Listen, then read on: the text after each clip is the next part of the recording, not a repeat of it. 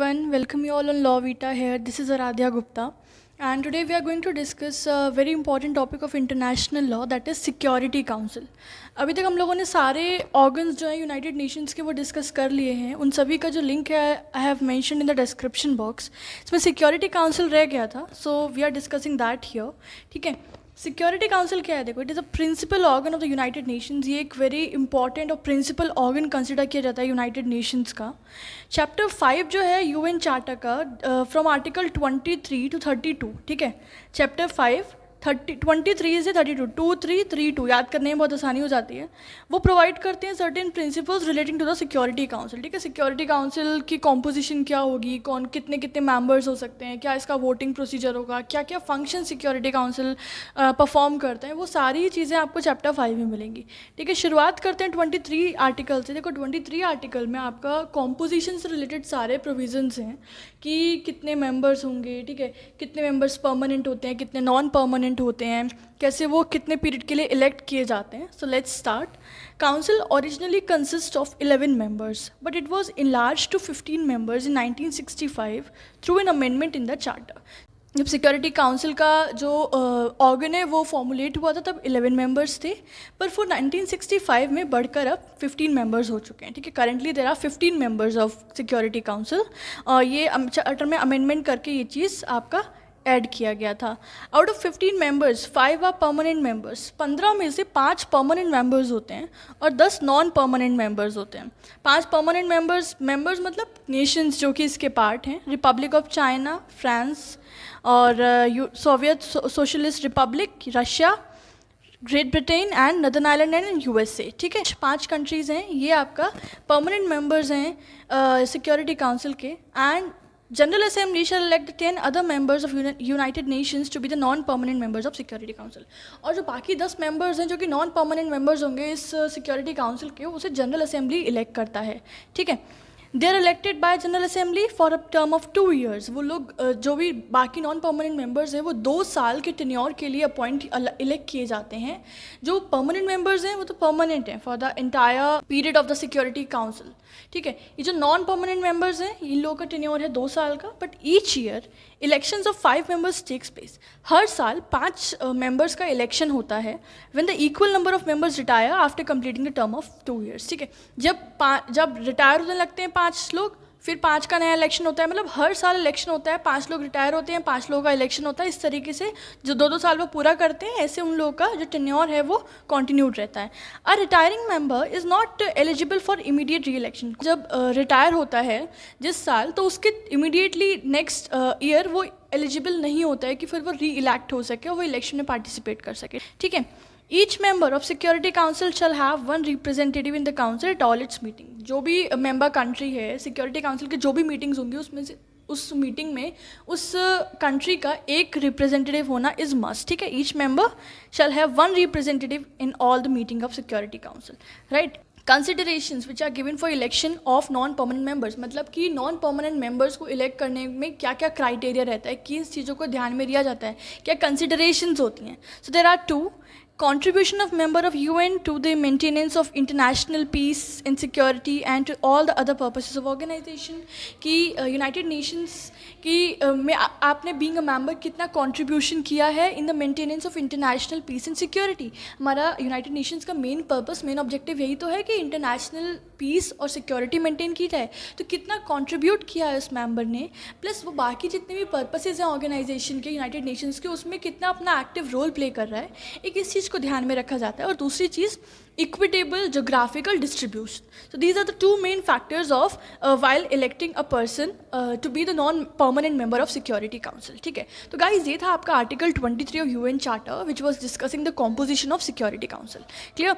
Next एक आपका important article है जो वोटिंग सिस्टम के बारे में बात करता है कि मेंबर्स कैसे वोट करते हैं, उनके वोटिंग क्राइटेरिया क्या है. ये आर्टिकल 27 बताता है चार्टर का. So each member of security council has 1 vote. Her member का, मतलब जितने भी 15 मेंबर्स है, 15 नेशंस हैं, उनका एक ही वोट होता है, ठीक है. Each member has 1 vote. Decisions of council on procedural matters are taken by affirmative vote of 9 members. जो मैटर्स प्रोसीजरल मैटर्स होते हैं, अगर उनके रिगार्ड में कोई भी वोटिंग हो रही है, तो उसमें ज़रूरी है कि 9 मेंबर्स जो हैं आउट ऑफ 15 मेंबर्स वो अपना वोट दें, ठीक है, in the decision. While decision of council on the other matters like the non procedural matters, इसके अलावा बाकी जो भी प्रोसीजरल मैटर्स के अलावा कोई और नॉन प्रोसीजरल मैटर्स होते हैं, उसमें 9 मेंबर्स तो वोट करते ही हैं, including the concurring vote of permanent members. उसमें जितने भी परमानेंट मेंबर्स हैं उनका वोट होना इज़ क्रूशल. मतलब प्रोसीजरल मेंबर में तो इट इज़ कॉमन कि ज़रूरी नहीं कि सारे के सारे परमानेंट मेंबर्स भी वोट करें. नॉन परमानेंट मेंबर्स और परमानेंट मेंबर्स मिक्स वोट करते हैं, पर यहाँ नॉन प्रोसीजरल मैटर्स यानी कि अदर मैटर्स में इट इज़ मस्ट कि सारे परमानेंट मेंबर्स भी वोट करें और बाकी उसके अलावा rest 4 non permanent members vote करें, ठीक है. However any decision under the chapter 6 under para 3 of article 52, a party to a dispute abstains from voting. And chapter 6 में of the charter in article 52 में इन दो डिसीजंस में, जब इन दोनों matters के रिगार्ड में जो डिसीजन लिए जाते हैं, उसमें जो पार्टी टू द डिस्प्यूट होती है, मतलब जिसका डिस्प्यूट है, जो उसकी पार्टी है, वो लोग वोटिंग करने में एब्सटेन रहते हैं, ठीक है. मतलब फॉर एग्जांपल दो जो कंट्रीज़ हैं उनके बीच में ही डिस्प्यूट चल रहा है, तो वो दोनों कंट्रीज़ जो हैं they are abstain from voting, भले ही वो सिक्योरिटी काउंसिल के परमानेंट या नॉन परमानेंट मेंबर हैं, ठीक है. तो ये आपका वोटिंग क्राइटेरिया है कि कितने कितने मेंबर्स वोट करेंगे. हर मेंबर का एक वोट होता है. This was being discussed in article 27. Now let's look upon the functions of security Council. Security council being a organ of United Nations कौन कौन से फंक्शंस परफॉर्म करता है. तो the first is the maintenance of international peace and security. So this is the very crucial function कि international peace और security को maintain करना है. Maintenance of international peace and security is the primary responsibility of security council. Now article 24 says in order to ensure the prompt and effective actions by the United Nations, its members confer on the Council primary responsibility for the maintenance of international peace and security. United Nations के सारे actions effectively formulate हों, ensure हों, ठीक है, तो उसके लिए primary responsibility security council के ऊपर होती है कि वो सबसे ज़्यादा अपना एक्टिव रोल और इफ़ेक्टिव रोल प्ले करें in the maintenance of international peace and security. ये तो आपको ध्यान रखना ही है, इंटरनेशनल पीस एंड सिक्योरिटी, क्योंकि ये सबसे ज़्यादा फंडामेंटल या I can say the foundational base है of the working of the United Nations and its all the organs. लेकिन इसमें जो प्राइमरी रोल है that is of the security council. Next article 25 says it lays down the members of UN to agree to accept and carry out the decision of Security Council in accordance with the present charter. Security Council का जो भी decision है in regard to the maintenance of international peace and security, उसको जितने members United Nations के वो उसको accept करें, उसे कैरी आउट करें, ठीक है, उसके बेसिस पे बाकी की डीलिंग्स को परफॉर्म करें. Security Council is empowered to maintain international peace and security, but the powers in this regard are not absolute. It has to exercise this power with 2 limitations. मतलब उन्हें इंटरनेशनल पीस एंड सिक्योरिटी को maintain करना है, but इसकी भी 2 limitations हैं. मतलब ये चीज़ों को फुलफ़िल करना है, उसके बाद ही वो इस फंक्शन को परफॉर्म कर सकते हैं. पहला, as per article 24 para 2, Council is required to maintain international peace and security in accordance with the purposes and principles of United Nations. उसको ये functions United Nations के purposes और principles को ध्यान में रखते हुए ही करना है perform. और दूसरा, Security Council while maintaining the international peace and security is required not to violate any general international law unless the charter allows it to do so.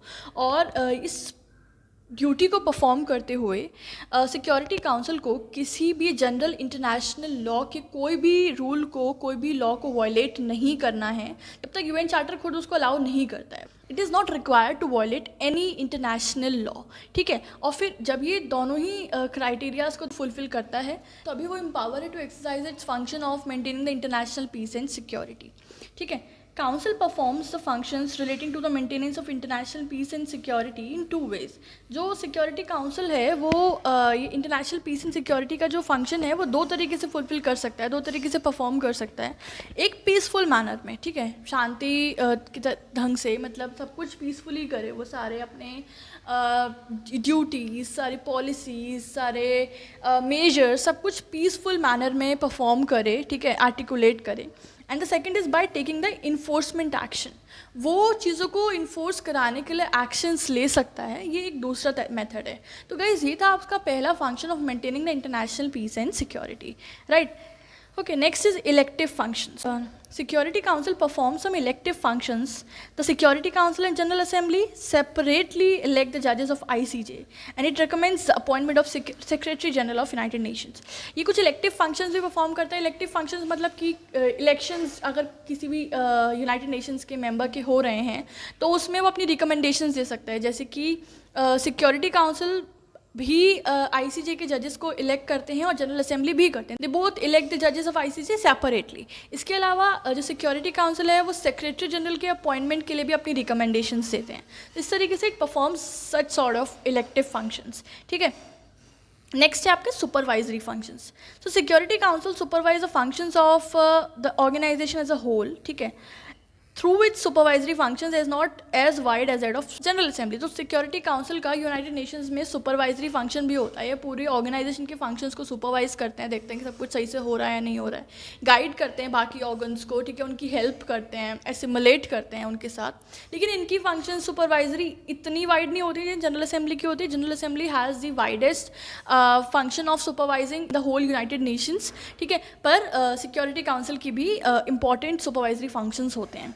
Next constituent functions, मतलब अमेंडिंग वगैरह में क्या role रहता है. So the constituent power of security Council are very important. Article 108 says that no amendment of charter is possible until and unless all the permanent members of Security Council give their affirmative votes on it. कि कोई भी amendment charter में तब तक नहीं हो सकता है जब तक सिक्योरिटी काउंसिल के सारे परमानेंट मेंबर्स, जैसे इस वक्त 5 परमानेंट मेंबर हैं, वो सारे के सारे अपना अफर्मेटिव पॉजिटिव वोट नहीं देते हैं. जब वो देंगे उसके बाद ही चार्टर में अमेंडमेंट जो है वो अकम्प्लिश हो सकता है. तो ये इसकी इंपॉर्टेंस है, इसका एक crucial function of constituent function. Next miscellaneous functions. So the council perform number of other functions like article 4 says council may recommend the assembly for admission of state in United Nations. जो security council है ये general assembly को recommendation देती है कि कौन सा state जो है as a member of United Nations admit हम कर सकते हैं, उनका एडमिशन किया जा सकता है. It also empower to recommend the assembly to suspend और expel any member of United Nations. Article 5 और आर्टिकल 6 सेज कि वो इस चीज़ की भी रिकमेंडेशन दे सकता है कि कोई मेंबर जो है यूनाइटेड नेशंस का वो वॉयलेटिव एक्शंस कर रहा है. ठीक है, एंड वो मतलब यूनाइटेड नेशंस के प्रिंसिपल्स एंड पर्पसेस को डिवोट नहीं कर रहा है. दैट्स वाई दैट पार्टी या that member should get suspend or should get expelled being a member of United Nations. तो उसकी भी recommendations जो है Security Council दे सकता है. इसके अलावा it may convoke means it may call upon or it may summon a special session of General Assembly by making a request to the Secretary General. तो Security Council General Assembly की एक special session भी call upon कर सकते हैं, बुला सकते हैं Secretary General से request करने पर. ठीक है, council may establish subsidiary organ as it may deem necessary for the performance of its functions. और अपने फंक्शंस को परफॉर्म कराने के लिए जो सिक्योरिटी काउंसिल है एक सब्सिडरी, एक सबॉर्डिनेट ऑर्गन भी इस्टेब्लिश कर सकते हैं जो उनके काम को हैंडल करने में, परफॉर्म करने में ईज़ प्रोवाइड करेगा. ठीक है, तो ये सारे मिसलेनियस एंड अदर फंक्शंस हैं जो कि security council being a member और being a crucial member of United Nations perform करते हैं. अब इसका क्या कुछ प्रोसीजर के आर्टिकल्स देख लेते हैं. Article 28, 29, 30, 31, 32 deals with the procedure. So Security council shall be so organise as to be able to function continuously. ठीक है, ऐसे ऑर्गेनाइज की जाएगी कि वो कॉन्टीन्यूसली रन करती रहे, फंक्शन करती रहे. Security council shall hold the periodic meetings at which each of its members may be represented by a member of government और by other specially designated representative. तो सिक्योरिटी काउंसिल जो है वो periodically मतलब after certain period of time वो meetings organise कराएंगे जिसमें उनके सारे मेंबर्स जो हैं वो रिप्रेजेंट कराए जाएँ. मतलब जो भी कंट्रीज़ हैं उनकी गवर्नमेंट जो है वो रिप्रेजेंट करे, राइट, और by some other specially designated representative. ठीक है, अगर कोई और जैसे कोई एम्बेसडर हो सकता है, कोई इन्वॉइस होते हैं, हाई कमिश्नर्स होते हैं, उनके थ्रू भी अपने आप को रिप्रेजेंट कर सकती है. तो ऐसे रेगुलर मीटिंग्स करते हैं जिसके थ्रू सारे मेंबर्स में एक संग मिल सकें, काफ़ी सारे टॉपिक्स पे डिस्कशन कर सकें. ठीक है, अगर कोई तरीके की इंटरनेशनल पीस एंड सिक्योरिटी को मेंटेन करने में कोई हिंड्रेंस आ रहा है, कोई कंट्री उसको वायलेटिव कर रही, तो उस सारी चीज़ों को डिस्कस करने के लिए तो meetings are being held by Security Council. इसके अलावा Security Council may hold the meetings at such places other than the seat of organisations. मतलब जहाँ उसका main centre head of organisation है, उसके अलावा भी कहीं और भी वो मीटिंग्स को हेल्ड कर सकती है, कॉल अपॉन कर सकती है. It may establish such subsidiary organ as it deems necessary for the performance of its functions. ठीक है, हमने पढ़ लिया कि सब्सिडरी ऑर्गन्स भी वो स्टेब्लिश कर सकती है अपने फंक्शंस को परफॉर्म इफेक्टिवली कराने के लिए. It shall adopt its own principles, its own rules of procedure including the method of selecting it's president. और सिक्योरिटी काउंसिल अपने सारे प्रोसीजर्स के जो रूल्स हैं वो खुद फॉर्मुलेट करती है, खुद अडॉप्ट करती है, यहाँ तक कि उसके प्रेसिडेंट को सेलेक्ट करने का भी जो मेथड होगा, जो प्रोसीजर्स होंगे, वो भी उसके रूल्स भी सिक्योरिटी काउंसिल खुद अडॉप्ट एंड इनेक्ट करती है. Any member of United Nations which is not a member of Security Council may participate without vote in discussion of any question brought before Security Council in which interests of that members are specially affected. मान लो कोई भी जो country है वो United Nations का तो member है पर वो सिक्योरिटी काउंसिल का मेंबर नहीं है, फिर भी वो कंट्री जो है सिक्योरिटी काउंसिल के कुछ डिस्कशन मीटिंग्स में पार्टिसिपेट कर सकती है. भले ही वो वोट नहीं कर सकती पर पार्टिसिपेट कर सकती है, डिस्कशंस में इन्वॉल्व हो सकती है अगर उस कंट्री का, उस मेंबर कंट्री का कोई इंटरेस्ट जो है वो उससे जुड़ा हुआ है और वो मेंबर कंट्री अफेक्टेड है उस डिस्कशन से, उसके इंटरेस्ट अफेक्टेड है. That's why that member is allowed to be the part of that discussion of the Security Council even if it is not a member of Security Council. Right? तो guys ये था आपका procedure का concept और इससे हमारा हो गया पूरा सिक्योरिटी काउंसिल. बस यही ऑर्गन रह रहा था तो मैंने सोचा इसको पूरा कर लेते हैं, उसके आगे फिर हम लोग इंटरनेशनल लॉ के बाकी टॉपिक्स कवर करेंगे. अच्छा, कौन कौन से टॉपिक्स कवर नहीं किए मैंने, मुझे करने चाहिए, उसका मुझे लिस्ट बना के आप लोग कॉमेंट सेक्शन में दो कि ये टॉपिक्स हैं जिनका मुझे इंटरनेशनल लॉ के ऊपर टॉपिक्स का वीडियोज़ बनाना है. ठीक है, वीडियोज़ लग कैसे रहा है ये भी मुझे बताओ कमेंट सेक्शन में. कोई कमी है, कोई चीज़ मुझसे छूट रही है, ये भी मुझे कमेंट सेक्शन में बताओ ताकि मैं उस चीज़ को इम्प्रोवाइज़ करके नेक्स्ट टाइम आप लोगों के सामने परफेक्शन के साथ वीडियोज़ को प्रेजेंट कर सकूँ. ठीक है, वरना मुझे पता कैसे चलेगा, है ना, आप लोगों को क्या कमी लग रही है या फिर क्या आप लोग चाहते हो कि और बेहतर होना चाहिए. अच्छा, नोट्स चाहिए अगर इन सारे वीडियोस के, लेक्चर्स के, तो उसके दो ऑप्शंस हैं. पहला ये कि हमारा इंस्टाग्राम पेज है Lawvita_80, आप हमें वहाँ फॉलो करके वहाँ DM करिए, वहाँ हम आपसे बाकी कॉन्वर्सेशंस करेंगे. ठीक है, आपको रिप्लाई करेंगे. दूसरा, इंस्टाग्राम नहीं है तब भी कोई बात नहीं है, तो हमारा ईमेल आईडी है, उसका स्क्रीन पर आ रहा है, आप वहाँ पर मुझे कॉन्टैक्ट करिए, मेल करिए कि मैम मुझे इस सब्जेक्ट के नोट्स चाहिए. ठीक है, फिर मैं आपको रिवर्ट बैक करूँगी. ठीक है, then we'll look upon all that further. यही था, बाकी पढ़ते रहो यार, और जो भी कर रहे हो अच्छे से करो और मन लगा के करो. That was it. I will meet you up soon with the next video with the next legal content. Till then everyone take care of yourself, have a good day, bye bye.